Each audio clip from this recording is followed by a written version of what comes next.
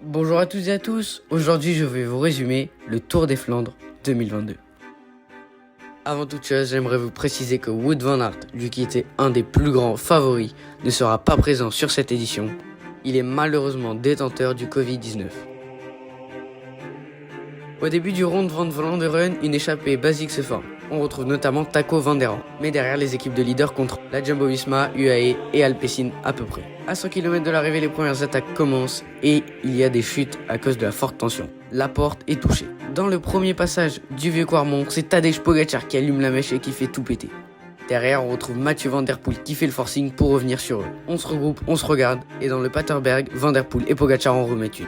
Les deux basculent au sommet, mais avec quelques autres concurrents comme Pidcock par exemple. Il y a un moment de latence dans le peloton et c'est Fred Wright, accompagné de Dylan Van Baarle, qui s'échappe en facteur. Dans la dernière ascension du Vieux Quarmont, Mathieu Van Der Poel et Pogačar, les deux plus forts, attaquent et lâchent Valentin Madouas.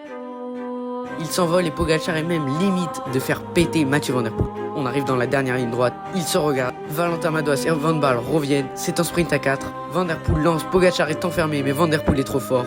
On croit même que Valentin Madouas va gagner, mais non, c'est Mathieu Van Der Poel qui s'impose sur le Ronde van Vlaanderen. C'est Dylan Van Baarle qui vient finir deuxième et troisième Valentin Madouas.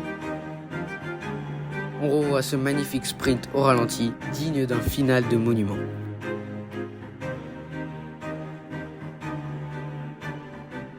Dites-moi en commentaire de ce que vous avez pensé de la course. Personnellement, elle m'a extrêmement plu, c'était une vraie belle course animée. Si on peut parler un peu de Tadej Pogačar qui a un niveau surprenant sur les pavés, on sait ce qu'il est et on sait qu'il faut être attentif à lui sur chaque terrain.